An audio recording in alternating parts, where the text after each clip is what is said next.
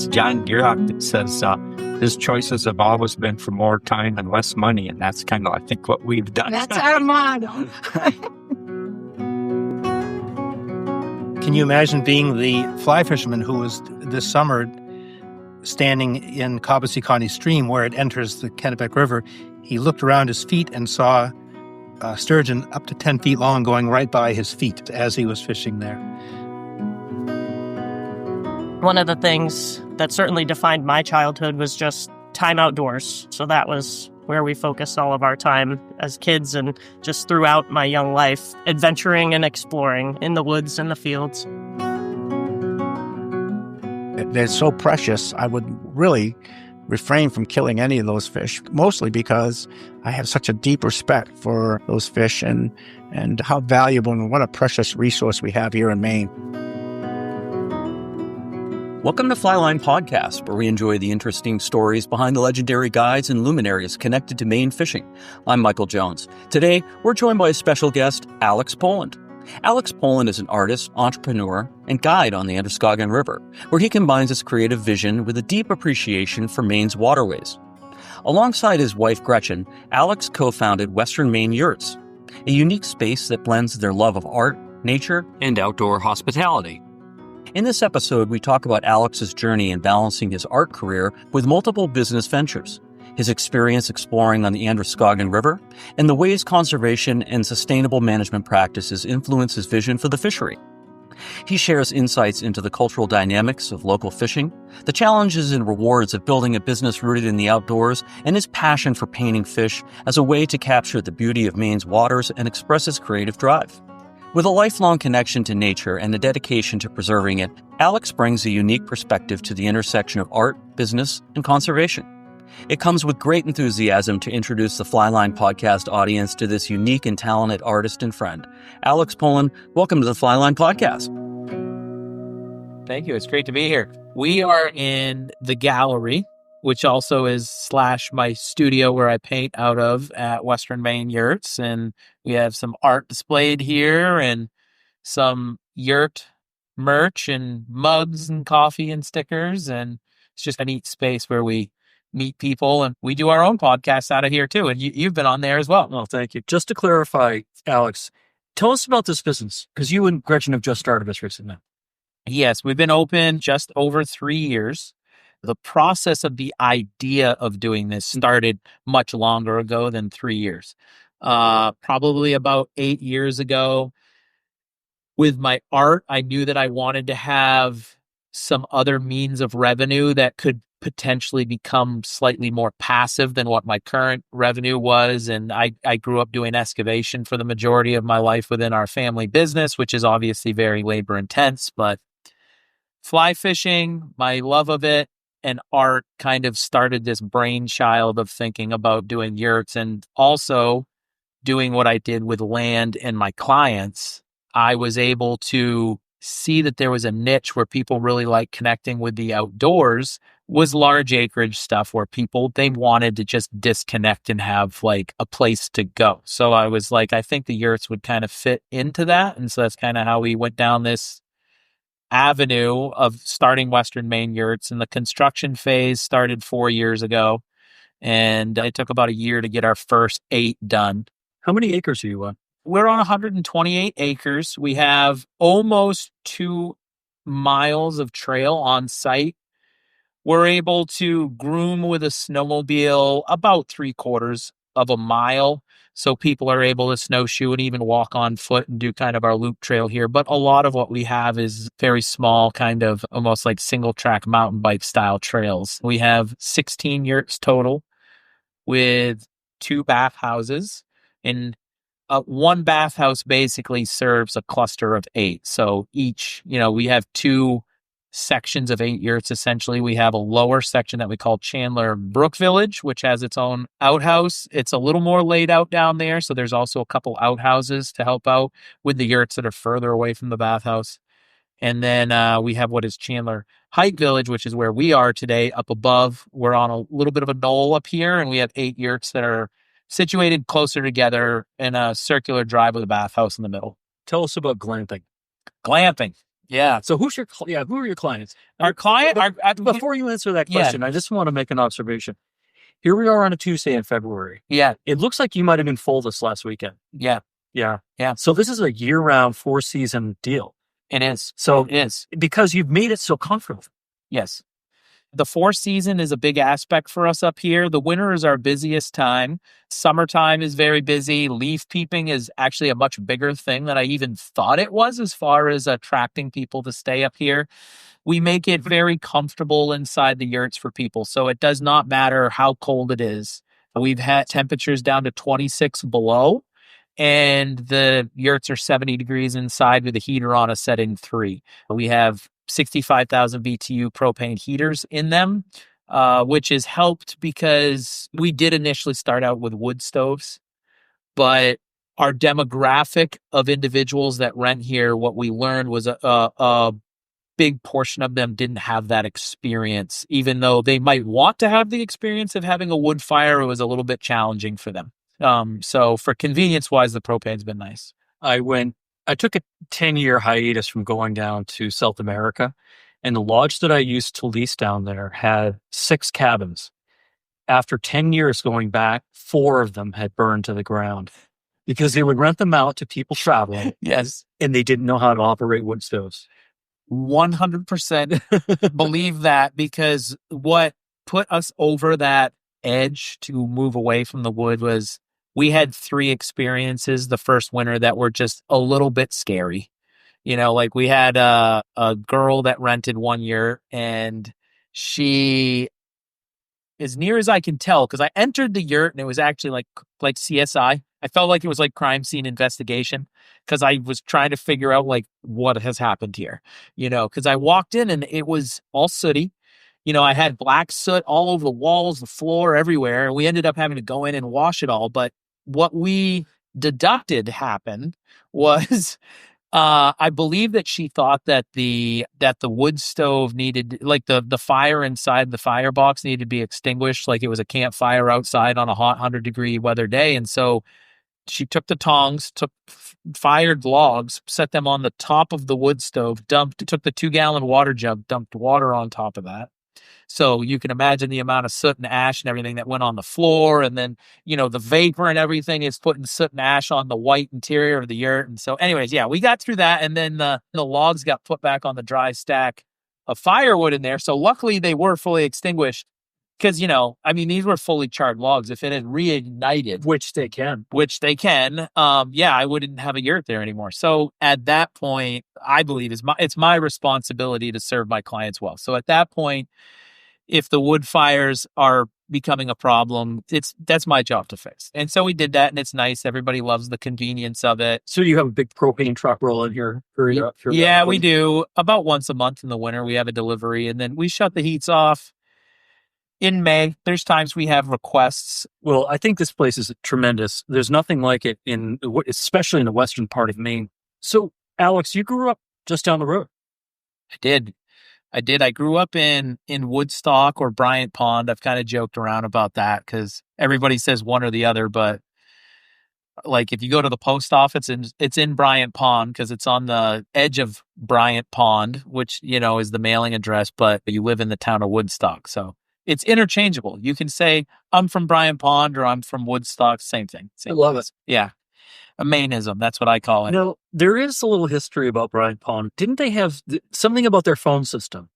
They invented the old school hand crank phone. Yeah. And they have a little monument down there. And yeah, that happened right in Bryant Pond, Maine. Yeah. Which affected the entire world. Yeah. It changed it. It did. Yeah. That was one of those huge modern developments. And to think it came from Bryant Pond is funny. I don't know as though we've really advanced too much past that here. In some ways, no, but with regards to the telephone, I have a high operation computer in my pocket. Yeah. It is crazy where it's gone from hand crank, and now, you take we used to carry cameras with us all the time, and it's like half of the time you're just shooting photos with your phone now, and they're way better than what our photos were 10 years ago with high-end cameras. Oh yeah, and if I'm out on the river guiding, I've got GPS. I've got my radar. I can see weather coming in or out, but Yeah. we're digressing. Let's get back to your Yeah. get back to your family. So growing up in Bryant Pond, you worked in your family business. I did. Yeah. I grew up with very humble beginnings. You know, my dad was a very, very, very hard worker. My mom was a great Christian lady that really believed in the power of the home, you know, and like taking care of your kids and stuff. So my mom was always a stay-at-home mom, even when we had no money and just struggled to eat, you know, really. I mean, she just really was committed to that. My dad was too. And I went to a small Christian school in Woodstock or Bryant Pond, Forestdale School growing up. And when I was 14, we had moved to the town of Oxford. And Where your father is now? yes, and he had gotten into chipping and logging, and then he didn't like that, but that gave him the financial means to then get into land sales. So he's done private land sales for years and years and done some developments. But at 14, I started homeschool just so that I could snowboard more is the only reason why I did it. And so I did that, and then I went on to college randomly. I didn't decide I was going to have a college career until 2 weeks before the semester started. And Where'd you go? I went to USM Yeah. right here in state, and I had plans to go for physical therapy school out in Michigan eventually, but then I met my wife here who was going to school at USM too. And she got a degree in social work. I got a bachelor's degree in social and behavioral sciences. And I did back then what was called the Jump Start program, where you could cut out an entire year by doing no electives. And then you'd start a master's degree program. And the first year of that served as the electives for your bachelor's degree. So I had my master's in occupational therapy, never practiced.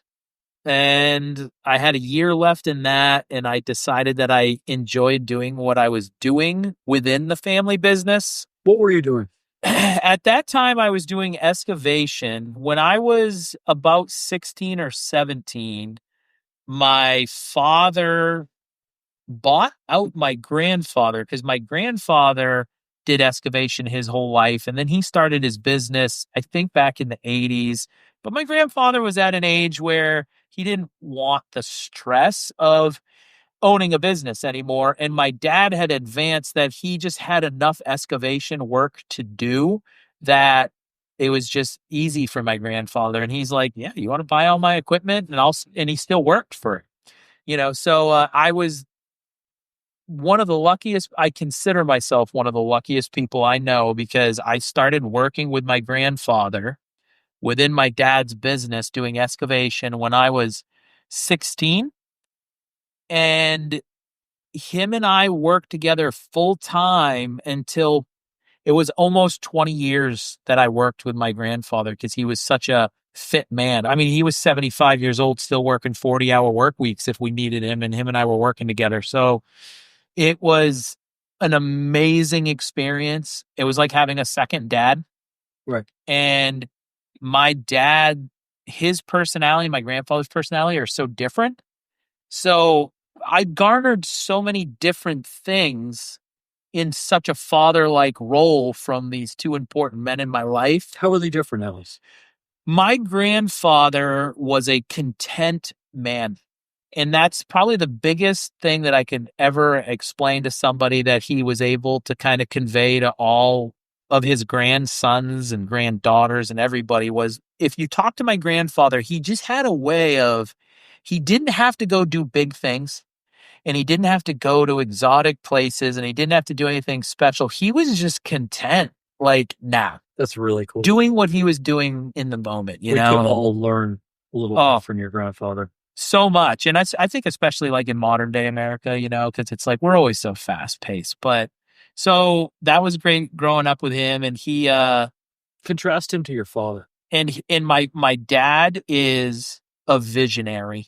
You know, he's an unbelievably inspiring individual. And I know that he has a lot of respect from a lot of people because they just don't understand how he ticks. And he's one of those self-made men that unbelievable with numbers, graduated high school, didn't go on to do anything more than that. The most driven individual that you've ever seen. Went from, poverty to he's done very well for himself. Great. And it's hard to do that in the state of Maine too. So like learning the business end of things from my dad, like he does not think like a normal individual. And I mean that in the greatest way. And so like I've learned so much as far as how to go about business, how to be honest in business too.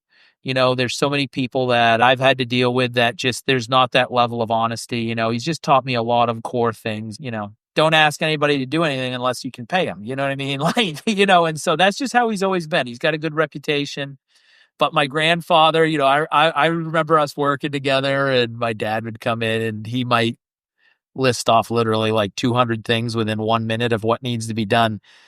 And in his mind, he's literally thinking about like today, and my grandfather would just calmly let him get to the end of it. And he'd say, Lloyd, we're going to do what we can do today.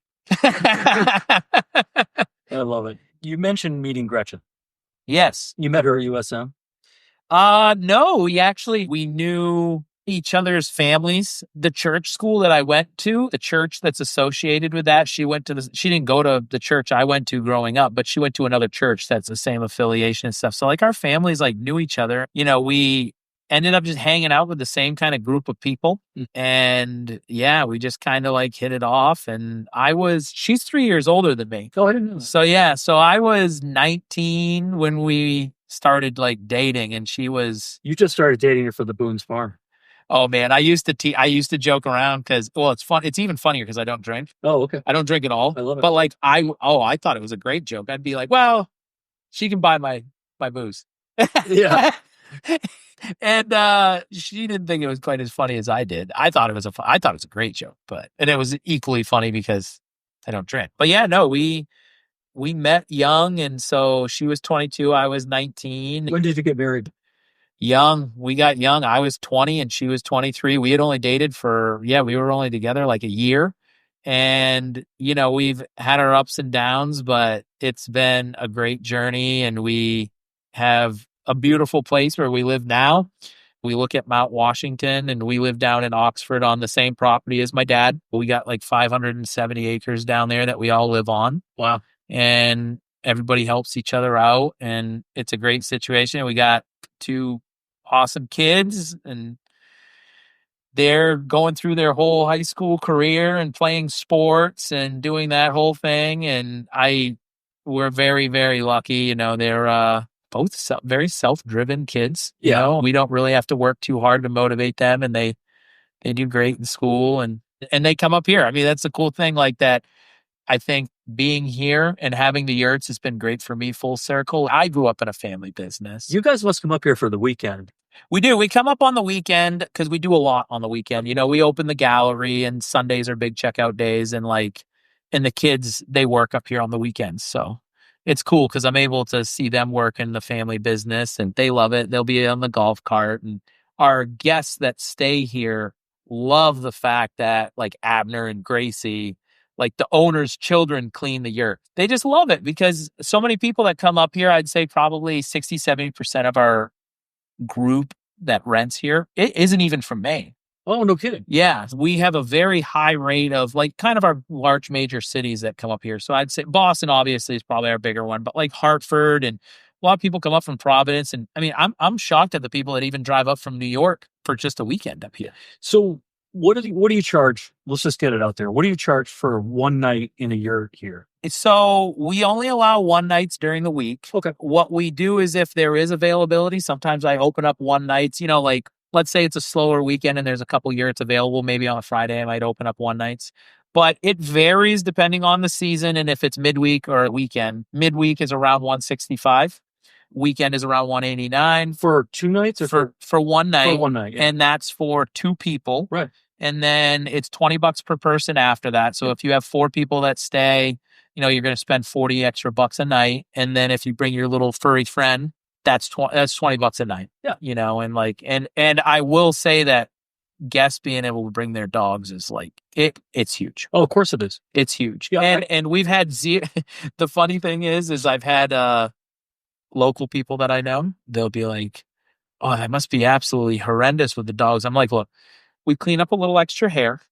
But other than that, I've actually had 0 damages in 3 years due to dogs. That's right. 0. That's because the type of people that are going to bring their dog glamping, they've got a high caliber dog. In terms They of they're do. part of their family. They do. Because if they don't, they really don't want to travel with them. You know what I mean? The biggest thing with dogs is just if people want to leave the yurt for long periods of time. So we allow people to crate their dogs if they feel their dog's going to be okay. Sometimes the dogs are a little bit, it's louder in a yurt than a house. Yeah. You know what I mean? You can hear the wind, or if people walk by, you can hear them talking. But the good thing is we actually have 2 awesome doggy daycare places right here in Bethel. So like if you come up and you want to go skiing for the whole day, it's no problem. You can, drop your dog off and they got buddies to play with, and so it's good. That's great. Yeah. That's actually really good that you're networking with the other businesses in the area. We try really hard to do that. And I don't really want to provide services that like other businesses provide, because I really just want us to be a supportive kind of symbiotic kind of like experience up here in Bethel. And I will say the chamber and all the businesses up here, it is like the town of Bethel is an awesome environment to do business up here. Like everybody just wants to help everybody out. It's great. It's been that way for a long time, too. Yeah. We were doing the was it 2 Fly? Yeah, we had the 2 Fly on the anvil for years. Yeah. Are they still doing that? They aren't. Yeah. No. But back when we were doing it, it was totally put on by the chamber. Yeah. And they were really, really helpful. Yeah. I mean, I was a participant and they treated us like royalty. Yeah. It was great. So, but I want to backtrack with your permission. We talked about your family, your wife, your kids. Yeah. Talked about your dad, but we didn't talk about your mom. Yeah. Tell me about your mom outside of her being a homekeeper. My mother. Homemaker. Yeah. She was, yeah. She also was an artist. She was an artist, and she grew up in a family of artists, and I grew up in that same family of artists. And it was really quite neat because I just didn't know any different. You know what I mean? Like I was just born into this situation where it was just normal for, and it was all the women in the family. Yeah, there weren't any male artists in the family, but all the women. I'd show up at my great grandmother's house or my grandmother's house, and then there was my house. And at any given time, you didn't know, somebody would have a painting going on the kitchen table with a small easel. That was just normal. Yeah. And my great grandmother, I think she passed when I was in my late teens. But we would spend so much time. She lived on Thompson Lake, actually, in Oxford. Yeah. We would spend so much time there swimming and stuff as kids and fishing and all that kind of stuff. But I got to watch her. She would paint on all kinds of unique things. She would find rocks and mushrooms and like the big like turkey tail fan ones and stuff. And she'd always be painting on those things, plus canvases. But she was a very fast, free artist. And then my grandmother, she had so many different styles that she did. And she was just she visited me a couple Sundays ago up here, and we were talking about there was this craze where everybody would paint on black velvet. Yeah, and of course. So she did that, and she was saying that they weren't holding up very good. You know what I mean? Because, I do. Yeah. They were starting, some of them were disintegrating and all that kind of stuff. So she was a very creative, very unique artist. My mother was her most like profound stuff that she did that I would say garnered the most admiration were her portraits. And that's why I've never gone down the portrait route yet, but I think at some point I'm going to tackle that just for fun, because I've just always loved portrait work, because I grew up watching my mother paint portraits. And that was kind of like my art background. And my mother, she would teach art classes, at schools. Like when I did homeschool in high school, she did some art classes there for homeschool groups. And she was a great teacher, and she was a really unique lady in that she was deeply influential in all of my friends' lives. So she passed away. She was 54. And she tragically passed. And it was like really crazy in that I was able to see how impactful she was on so many people's lives, because the people that just showed up at her funeral and that reached out to me and everything like that. I've never really been through such a crushing experience myself. because it wasn't your mother gets old and dies like she should. So she died suddenly. She did. She died suddenly. She got a virus and she died suddenly in the middle of the night. Wow. It affected her heart. And what it did was she had, I can't remember the exact name of it, but essentially you have fluid buildup on your heart that happens so quickly.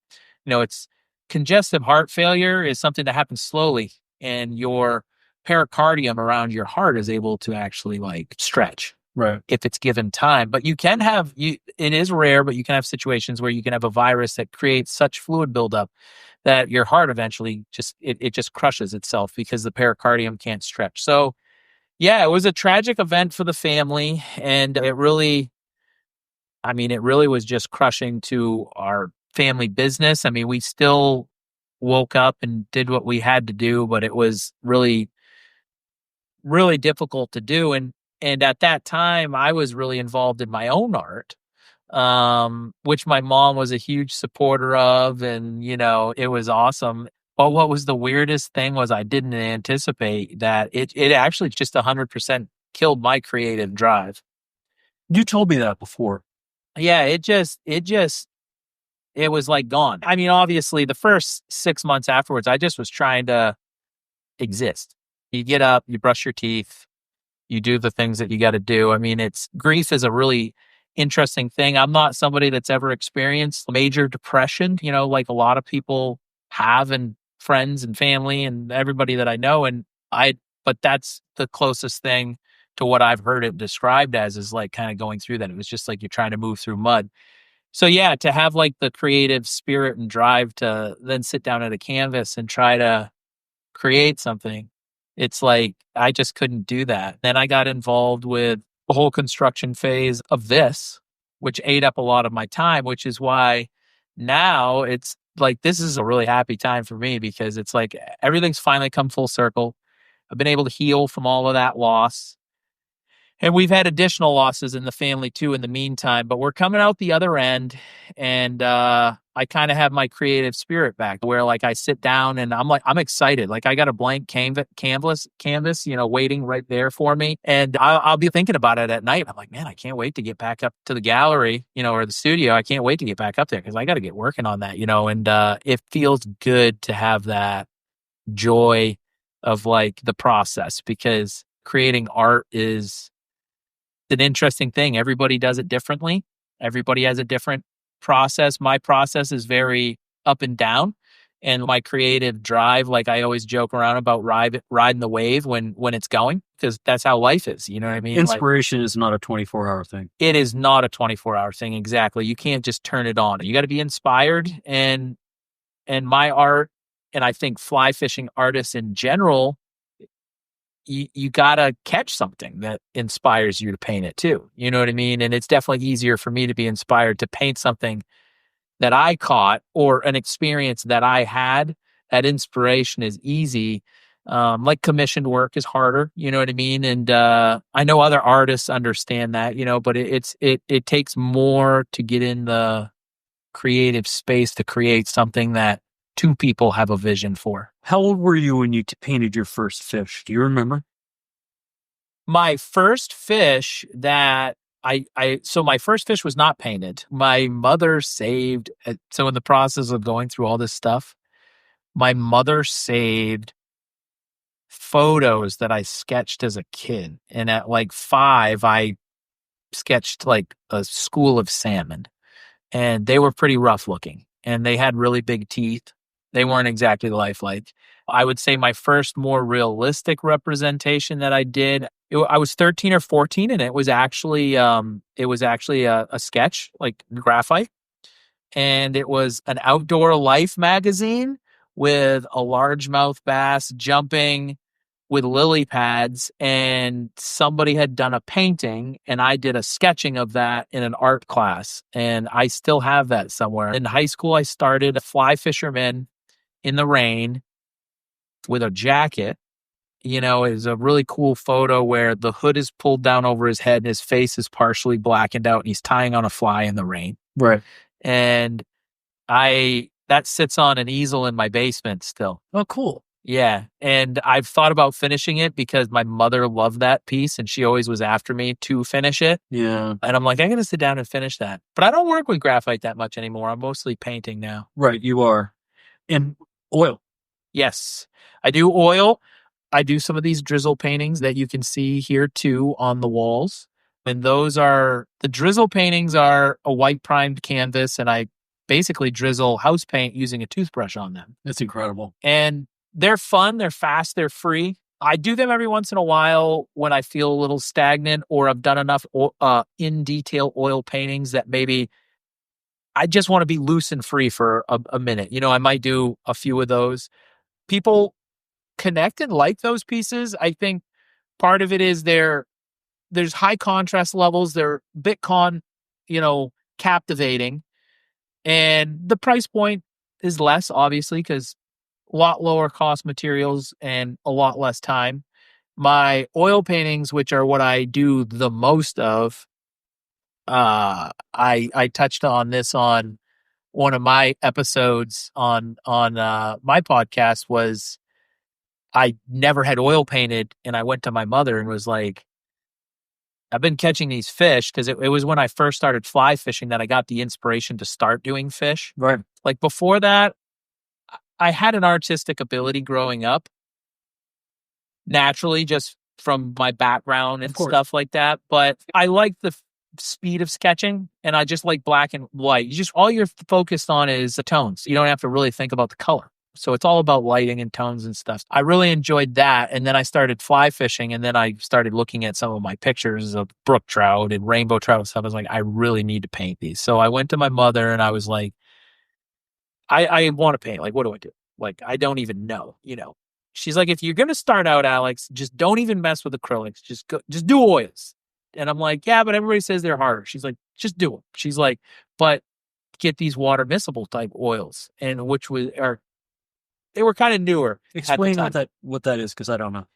So when I grew up, my mother used traditional oils, which many people still do, and they're just oil paints, and they're oil based. And so what you have to do to clean those brushes or to thin your paints is you're using thinners and turpentines and what have you. So it had that very strong smell that a lot of people kind of associate oil paintings with. So when I was a kid, you'd come into the house and it might just reek of turpentine and these really heavy oil paints and stuff like that.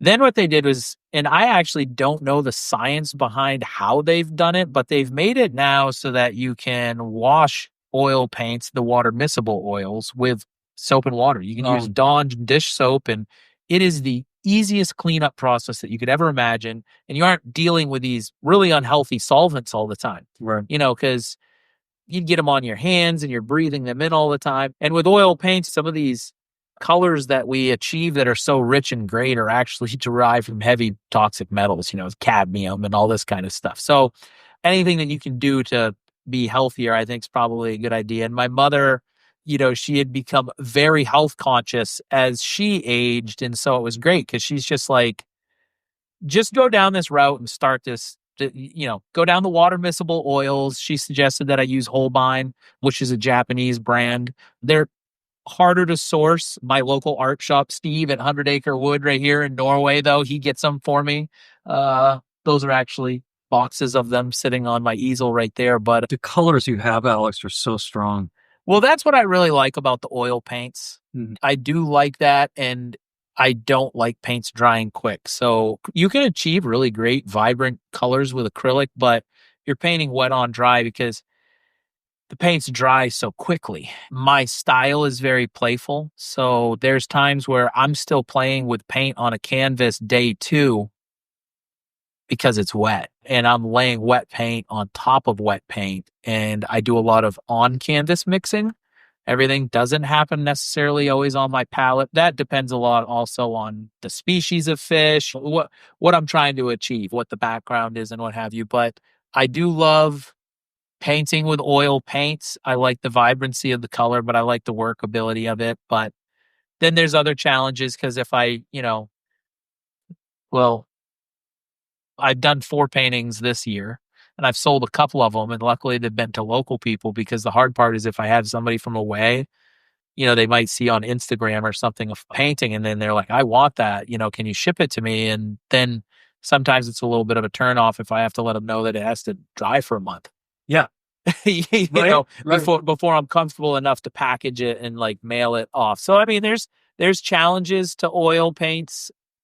There's also advantages, but I enjoy it, and it's definitely my favorite medium to paint with. Well, you're very good at it.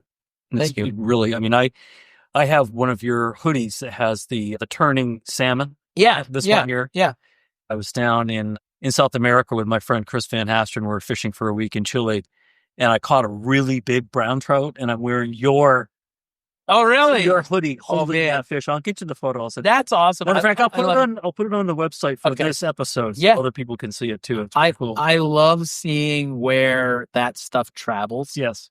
It's so much fun. I just got sent a photo just last night on Instagram of a guy, and he sent me it's a design that we did on a t-shirt like quite a while ago, maybe 10 years ago.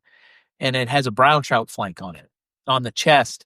And it is paper thin, the shirt. Yeah. And there's like 2 6-inch holes in it. And he says, I won't let my wife throw this away yet or whatever. And I'm like, we gotta get you a new shirt. Yeah. But it's really cool. And I love it. I've been tagged a lot. People have sent me some really cool photos in Alaska. Some neat ones out on like the Snake River, fishing, by the Gros Ventre, like in the winter, and catching cutthroat and stuff out there with with one of my hats on. And I love that. So what's being said is you can buy an original oil painting from Alex Poland, or you take some of your art and you put it on product. Yeah. And the neat thing, this week we'll actually have an episode airing with my friend Bentley, who fly fishes, and our friendship formed around the fact that he does screen printing and embroidery and owns his own business. And we started fly fishing, and he was telling me what he did. And I had this art, and he's like, I can do some really cool, unique things with your art. And I'm like, okay. And at that time, I didn't really understand screen printing or any of that kind of business, really. And we've done a bunch of stuff over the years together. So he does all of my t-shirts and hats and other products, and, he's got a lot of unique ways of getting my images onto those. It's cool to see his process as to how he does it. You have a dedicated website for your art? I do. Yep. There's alpolandart.com, and you can buy merchandise and have it shipped from there. And we do guided fly fishing trips that you can link to, even if you find yourself on my art site, we have links that you can get over to the yurts and naturally book a night and do all that kind of stuff. Yeah. Well, you mentioned your podcast gently there for a minute. Yeah. But I also really wanted to get you on so we could talk more about that. Yeah. Why don't we take a quick break and come back, and we'll talk about podcasting and how great that's going for you. Yeah. And then I want to segue into talking about the Androscoggin River, because I think you and I have a lot to add. Yes. On that topic. That sounds great. Let's take a quick break. In this Flyline flashback, we explored the traditional dwellings of the Wabanaki natives of Maine, structures ingeniously crafted to suit both the environment and the needs of their people. Encompassing the Abenaki, Penobscot, Passamaquoddy, Maliseet, and Micmac nations, the Wabanaki have called the northeastern woodlands home for over 11,000 years, building shelters that reflected their deep connection to their land. The wigwam, or wetu, was the most common dwelling, designed for durability and mobility. These dome-shaped structures were built using flexible saplings, often maple, bent and lashed together to form a sturdy frame. The outer covering, made of birch bark or woven mats, provided insulation and protection from the elements. Wigwams typically housed 1 or 2 families and were often located near water sources, providing easy access to fishing and travel routes. The construction of these dwellings was a shared effort. Men gathered and prepared the building materials, while women crafted the coverings and arranged the interiors. This collaboration process reinforced social bonds and preserved cultural traditions, ensuring that each structure was more than just a shelter, it was a living expression of Wabanaki identity. In addition to wigwams, some Wabanaki communities also built longhouses, particularly for communal gatherings. These elongated structures, with rounded ends and similar birch bark coverings, served as council houses or lodging for visiting groups. Their design emphasized hospitality and the strong sense of community that defined Wabanaki society. As colonization encroached on the native tribes, disputes flared and intertribal warfare was harsh and frequent, so the tribes lived in fortified longhouse villages surrounded by fencing or palisades. The Wabanaki people's use of natural, locally sourced materials demonstrated their profound respect for the environment, a principle that remains central to their cultural heritage today. Traditional building techniques are still honored in cultural exhibits and reconstructed villages, offering a glimpse into the resilience and ingenuity of Maine's original inhabitants. And now, back to the second half of this episode. So, Alex, let's talk about your podcast. What was your brainchild to start the podcast? I've listened to podcasts, and I never, ever, ever envisioned myself being a podcaster or hosting a podcast. But what started it was I have an art business, starting a guide business. I got my Yurt business, and I was trying to bring them all together. And I've been planning through the whole phase of the Yurts, looking forward to a point where I could give back to something that I love so much. And I'm 43. It's kind of weird because I went through fly fishing in my 20s and 30s, and I went through the grip and grin and the look at how big a fish I catch, and then getting out with people to probably around 40, I started to have this urge, I felt like I wanted to give back, which I think is a natural progression. 100%. As people age. Yeah. Do you fish alone? I do. I don't fish alone a lot. Right. But I have had some pretty profound moments by myself, just spiritually, and just good for my soul, and just, being connected to something bigger than myself and feeling very small. That's right. And I find that more when I'm by myself, but the camaraderie that I get with the people that I'm with, or that I'm taking out or teaching or what have you, that's the really important part. And to get back to the podcast thing, though, it was a combination of the three businesses, trying to bring them together, and also the need or want to give back. Right. And that's not the whole focus, because we kind of touch on a lot with the podcast, and it's still evolving. We're in the infancy phases of Where Waters Meet podcast, but right. So let's just reiterate for the audience that you started a podcast this year. Yep. Your first episode, I want to say, was in December. I think it was. Yeah. I think we're 8 episodes. This week will be 8 episodes deep. Yeah, it's great. And so a little more frequent than ours, which is we put one out every 2 weeks. You're putting yours out with greater frequency, which is really great. It's also a video podcast. It's a video podcast. Yep. So we're on Spotify and Apple, and then we have video on YouTube. Right. Yes. Yeah. It's great. And your equipment, your audio sounds wonderful. The video is fantastic. Thank you. I've been on it with you. Yes. It's great. Yeah. And I thought it'd be great to have you on this podcast. First off, because you're a very well-respected Maine artist, and you have a great business venture with Gretchen going on here with the Yurts. And I think anybody that is coming to Western Maine, I don't care if you're going to go fish on the Rapid, or you're going to fish on the Wild, you're going to take a drift boat trip on the Andro for smallies in the middle of the summer, this is a perfect shooting off spot. Yeah, it is. And so this is, we're in the right place by having you on as a guest for every reason that I can come up with. But I want to make another comment about podcasting. You don't know it now, Alex. It's going to change you. It changed me. Yeah. And it may not come in the same way that it came to me, but by going out and talking to people I'm familiar with, or people that I'm not familiar with, they make an impression on me. And when you listen to the stories that people tell, and you may take a different approach in your podcast, you may not be interviewing new people all the time. It feels to me like you're interviewing people that you know pretty comfortable with, like myself and Johnny. Mm-hmm. But for me, I made some major calculus changes in the way I was living my life, because I was being influenced by people that had lived the life that I wish I was living. Right? Yeah. And I just want to put that out there, that there's a reward for you. If it doesn't feel rewarding in a life-changing way, it will. It's going to come, because it certainly came to me. I can only imagine down the road how profound that effect will probably be, because I feel that even in everyday life, I've always been connected to people, and no matter what I've always done or whoever I've met that's new, I always want to hear their story. Like, I'm just kind of always interested in what makes people tick and why they do what they do. And we've had you on the podcast. We are going to have guests in the future.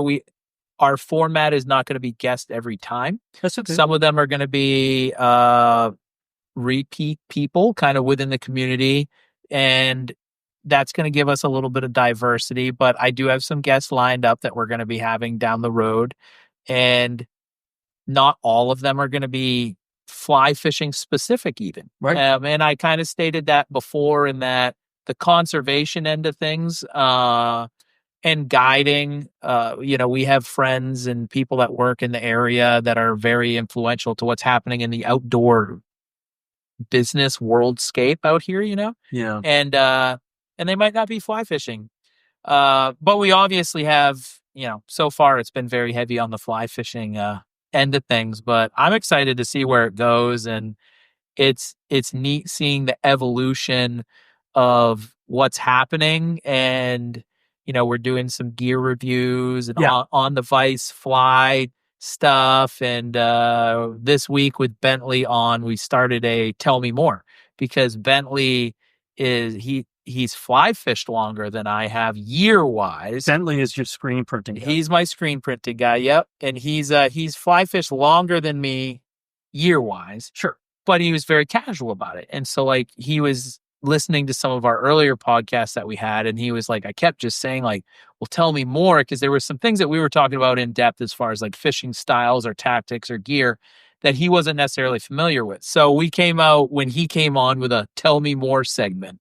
And so we talked a little bit about swung flies, because he was like, that can be a little confusing for, like, if you say, oh, well, we fished this on the swing, and you might say that in passing or being casual and having a conversation. Right. And he's like, but for the newbie, they might not know. So we're evolving and listening to what people want to hear. And I think that as we evolve, we might have a little bit more of like newbie segments within it too, to kind of help out new fly fishermen. And absolutely. And that really kind of goes to underscore the differences between our podcasts. You have done a very smart thing in that you haven't boxed yourself in with, this is what this podcast is about, and it's not about anything else but this, which is kind of what I've done. Well, and I applaud you for it. I mean, you can take yours based on the title, and when you first did your very first release podcast, and it was just you on camera. I was hanging with bated breath, wondering where's he going to go with this. Yeah, and you left it wide open, and I think that's a really safe place to go, because you can have an artist on that has nothing to do with fly fishing. Yeah, or you could have someone that's doing a lot of conservation work in the area that deserves to have their story told. And so I think that's awesome. And I think that there's a lot of cross-pollination potential for someone that might be listening to this and not knowing about your podcast to listen to a few of them.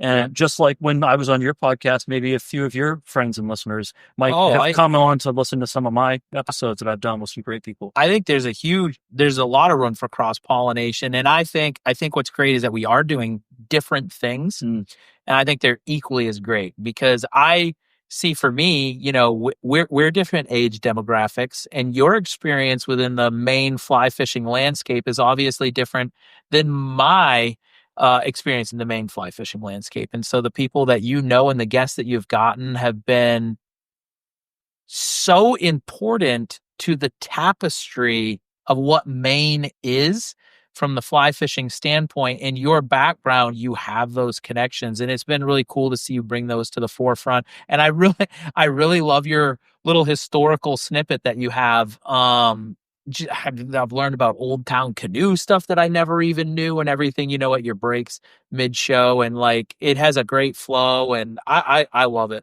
Thank you. Well, we started with the template.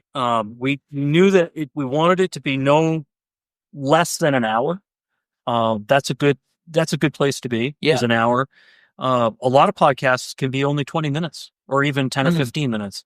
And that was just not what I wanted to do. Sherry and I felt that if we were trying to create a template, if you will, and then the break in the middle was critical. I was reading about podcasting from people that understand it or are successful at it. And they said, people have an attention span that's really about 30 minutes before you got to give them a break.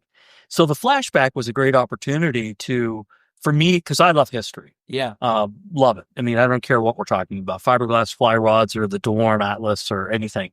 And so I always want to ask, where did that come from? And I've been doing that my whole life, always doing a little digging. I find myself on Wikipedia all the time. And then, so the flashback really was just a way to take a break and also dig into some history. And we've got a tremendous response from it. Just like you just said, I hear almost more than the guests themselves. They really like the flashback. So we're going to keep doing that. I think you should. And I think what's great about it is putting it to oral, like spoken word. Because the biggest thing is it's like the everyday aspect of like spoken history is kind of dead. You know what I mean? So I think it's really great that it's out there, it's on a podcast, it's being spoken, and then it's on everybody else's tongues, so then they can kind of share that too easily. And like, that's how history used to be shared. That's right.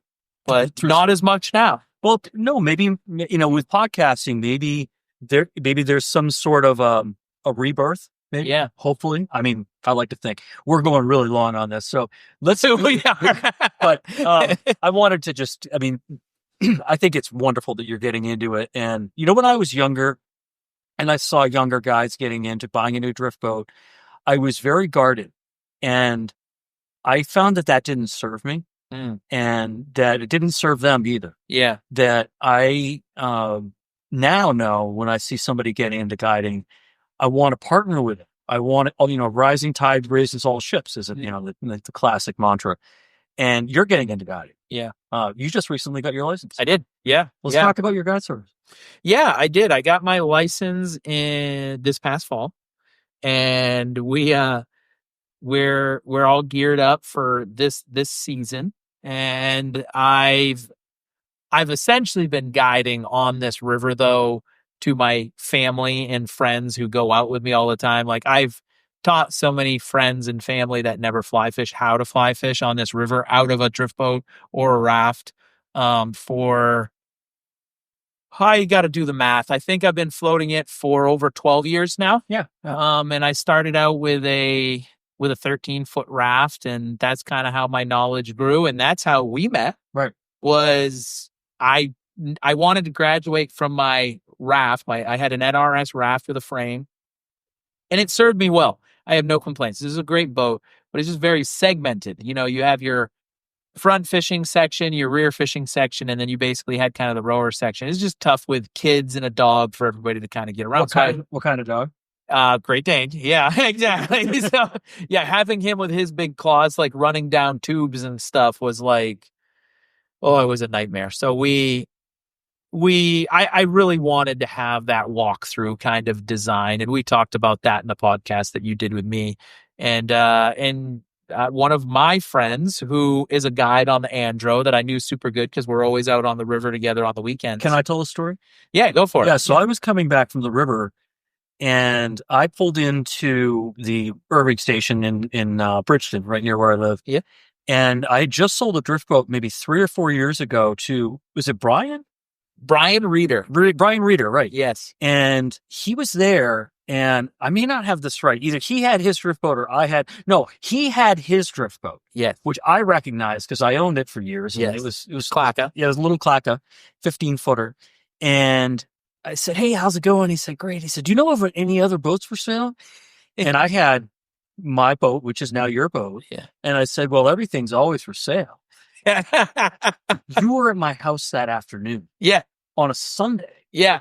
With cash in hand. And I remember saying to myself, thinking to myself, he doesn't look like a drug addict.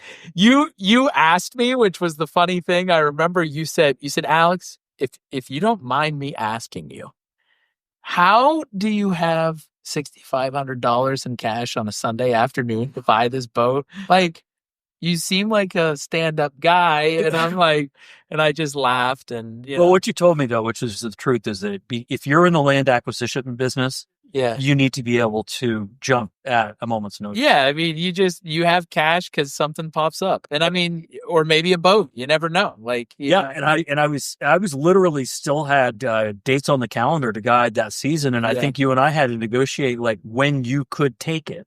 We did, and then I took the boat, and I remember you said, you're like, I'm done now.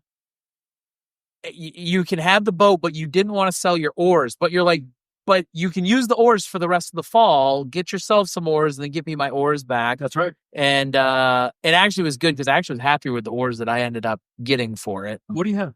I use Sawyer square tops, but instead of having the full carbon wraps that go up the shafts, I have the X weave. That's exactly what I have now. My shafts have a little more flex. Yeah, mine too. And I like them. Yeah. And like if you get in the shallows and you start hitting the rocks, I got the shoal cut blades like you, but if you start hitting rocks, it just doesn't quite resonate up through the shafts as much with the full carbon fiber wraps. Yeah, I called Sawyer when I was getting ready to buy my next set, and that's exactly what they told me to buy. Yeah. I'll never look back. I love those Dyna-X oars. They're the finest. I mean, there's Pro Locks are supposed to be great, and this podcast isn't about drift boat growing as much, but yes, we share that. We share that. I think they're great oars, and they're light. They're light. I love them. I have a relationship with those oars. Yeah. And like, I didn't understand you not wanting your oars to go until like now. If I sold my drift boat, I would probably be like, but I don't want to sell my oars. So because I do. I mean, I've gone through grips on them. I've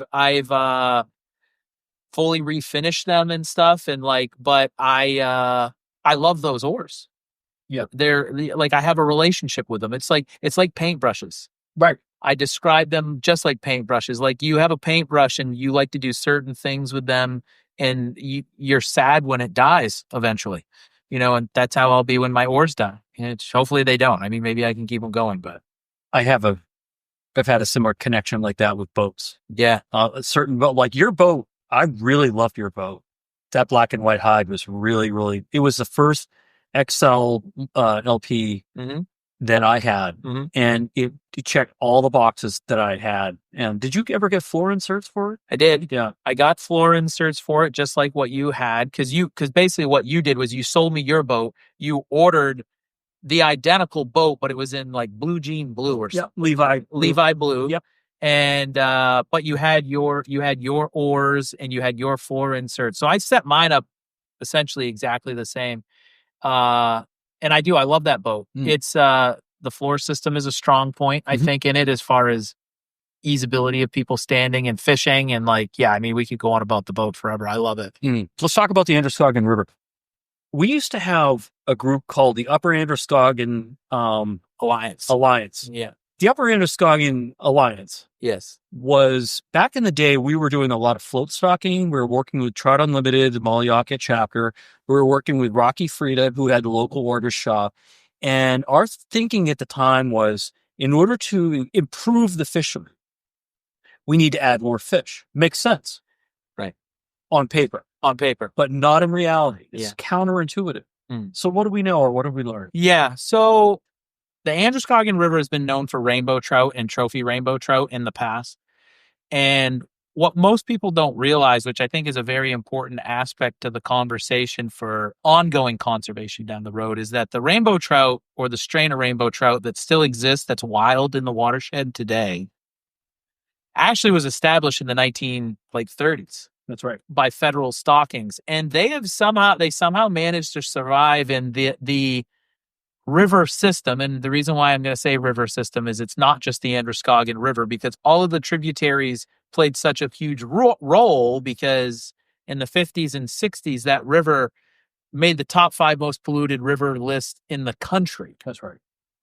Somehow these wild rainbow trout would go up in these little tributaries when, there was times that the Androscoggin River had in Lewiston 0 dissolved oxygen content. So somehow they found areas, and then they survived. And then we had the Clean Water Act in 72, and there was no stocking. So the river was really forgotten. But what we found out that was like this beautiful thing, that was when the river cleaned up, in that the mills were held to a higher standard as to what could go in there, and the river got cleaner. Clean Water Act in 1972. Yes. Yeah. And when that happened and the river was forgotten and the fish were allowed to just do what they did, they recovered and they got big. And then you get into the 90s, people started catching 20, 24-inch rainbow trout in the river. And there was a period of time where there was some brown trout stocking, but it was never extensive. It wasn't like they were putting thousands and thousands. They were putting a few hundred brown trout in here or there. In around 95, we started seeing big brown trout in the river, but nobody knew where they came from. So they don't know if they were wild. Mm-hmm. They don't know if they came from New Hampshire stockings. They don't know if they came from the limited Maine stockings. There's no knowledge or data on that. But we know that there was trophy brown trout. And what happened is in the 90s, there was a escalation of it was a very viable place to guide. Yeah. And people wanted to come. Tell me about it. And so it got promoted. Yeah, that's when I started drift boating. I very quickly went over to basically Gilead, and Bethel, and all the water between, and we'd have great fishing. I mean, we would expect to catch 18-inch rainbows on every trip, and hopefully net a big brown, something between 20 and 22 to 24 inches. And was this the late 90s or early 2000s? Both. Okay. You could still do it. Yes. We would see those fish through maybe 2004. Yep. 2006 at the latest. Yep. And then we just started stocking fish. Yeah. On top of those fish. Yeah. And you tell me what happened. Yeah. So in 2001 was when I think the kind of the mindset happened where it was like, this is a viable fishery. We can draw more people here. Let's see if we can make it even better. And so they tried to bump up catch rates by stocking. They had their first successful stockings in 2001. So that's when like Shawmut, when that kind of had the same collapse. The time frame of the Shawmut collapse is the same as the Androscoggin River. Coincidentally, they started stocking rainbow trout there at the exact same time. Right. So what you're saying, Alex, is the Shawmut is a section of the Kennebec River above Fairfield. Yeah. On the middle Kennebec, and they were doing the same stocking of the same species, genus, gene connection at the hatchery, rainbows. And maybe there was a potential that strain was having an adverse effect on the fish that were wild but non-native. Yes. Right. Yes. And so, but back to the Andro in 2001 was when they really started. They did a lot of float stocking, like you were saying, but they really started pumping a lot of stocked, catchable sized stocked trout in. They were doing rainbow trout, brown trout, and brook trout. They were doing upwards of up to like 16,000 fish that they were putting in not a really huge section of river. Plus, there were tributaries that were being stocked additionally. So the wild, which is right there at Gilead, sees anywhere from 4,000 to 6,000, 7,000 trout over that same time frame. So, you have a huge interaction of stocked fish. Right. And what we saw was that they had seen a huge reduction in wild fish in that amount of time. That's documented. Right. So let's talk about the elephant in the room. Why does it not work? Well, here's why it doesn't work. You have a caddis, mayfly, stonefly population of diversity in terms of insect life. Plus, you've got sculpin, invertebrates, what fish can eat. There's a fixed amount of food in this river. Yeah. And when you add in 16,000 new immigrants, okay, all of those food resources become limited. Very. And now you take a fish which is really efficient in terms of its reproducing, it's healthy. In other words, it's adapted to the river, which is to say the wild fish, native fish. Some of them, the brook trout, are native. Right. Yeah. So, and just the fish that are naturally reproducing. Yeah. And then you give them a competitor. It's very unfair. Stocking is not always the solution. As a matter of fact, it's almost always the problem. Yeah. Yeah. And I think the hard part too is I think the reason why it's hard with the switch with stocking is we've seen so many amazing fisheries that started from stocking. That's right. And we've talked about this before. Right. Yeah. I mean, South America was stocked. Yeah. But the thing is it wasn't repeatedly stocked. Exactly. It was stocked once. It was like planting an egg and then allowing those chickens to just populate to the level that the environment threshold can handle. Sorry about the chicken analogy right now. It's egg prices. But, to summarize, we've done this very kind of haphazard approach to managing the fisheries in Maine. And really let's just talk about the Androscoggin. I was part of the problem. I mean, you said float stocking. I just want to clarify what float stocking is. We would have our drift boats. We would have a laundry basket with a net on the inside, meaning like a mesh net. And the hatchery truck would pull up, and I would have 250 rainbow trout in holding nets on the side of my drift boat. And I'd go down to the river to one place and drop off 15 or 20 fish, go down the river another quarter mile, drop off more fish. So we were literally introducing these fish up and down the river, not just in one place. And at the time, we were hoping that that would kind of allow the fish haul to spread out.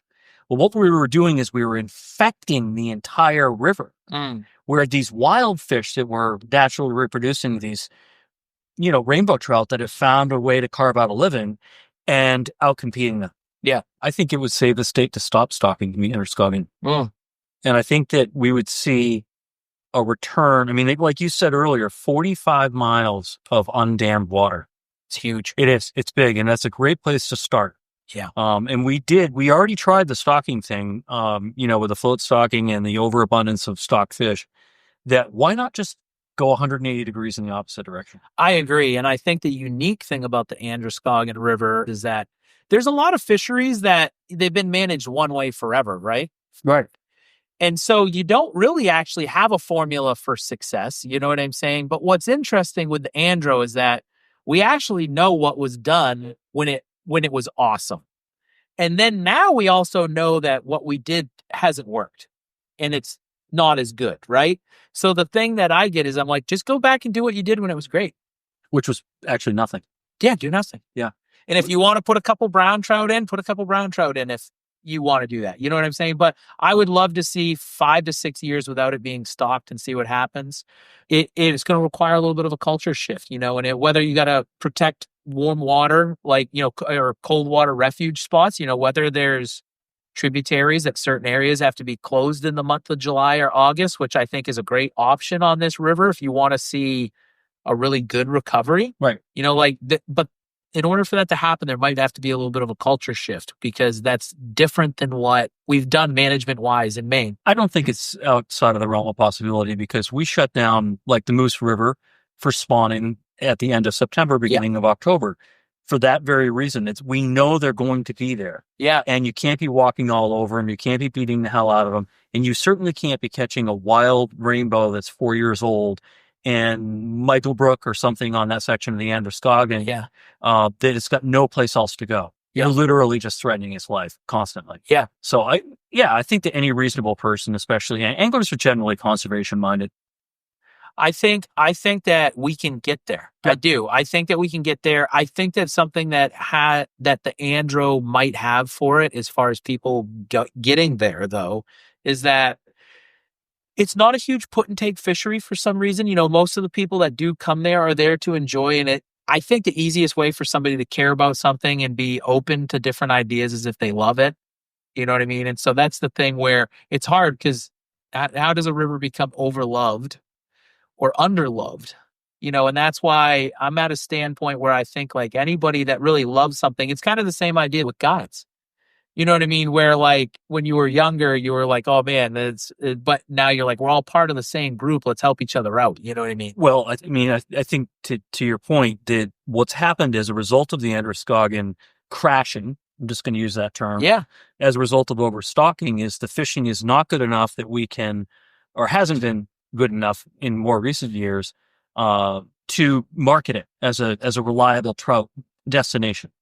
And as a result, a lot of people who are not hiring guides go to the McGalloway and the Rapid, and the place has become loved to death, to use your words. Yeah. And we need to rebuild Shaman. We need to rebuild the Androscoggin. Yeah. So that it has the opportunity to draw bodies away from those other places that are getting loved to death. And I mean loved to death. 7,400 people walked down to Mailbox Pool 2 years ago. It's crazy. Before July 1st, something like that. Yeah. I mean, I'm not exact with my dates on that. Yeah. But from when the season opened until somewhere in the mid to late summer, 7,000 people walked down the path to Mailbox Pool on the McGalloway River. I think we need more people that love an ecosystem, love a river. Yeah. They go to bat for it. Yeah. And even if they guide on it, like if somebody doesn't catch 5 18-inch brook trout or something like that, and you hike somebody in and say they end up catching a 12-inch brook trout in the fall that has a hooked jaw that's a trophy brook trout for that body of water. Like, if you promote that the right way and you educate your client the right way, like, they'll appreciate how special that actually is. And that fish might be just as special as a 20-inch brook trout in another ecosystem, you know? So there's a lot that goes into it. There is. All right. So I have a big challenge for you. Okay. Young fella. Okay. You're a hotshot podcaster now. Okay. You close this episode. Oh, my word. So who is Alex Poland? Who is Alex Poland? This is, man, you're putting me on the spot. That's why I did it. Yeah.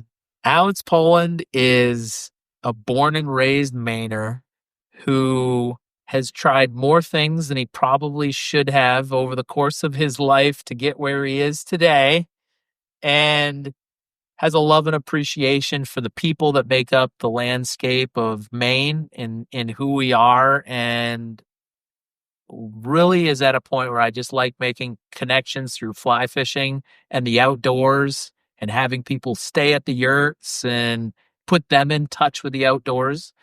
And I just want to give back a little bit at this point in time in my life. And that's where I'm at. I feel it. Yeah. Alex, thanks for joining the podcast. Yeah, thanks, Mike.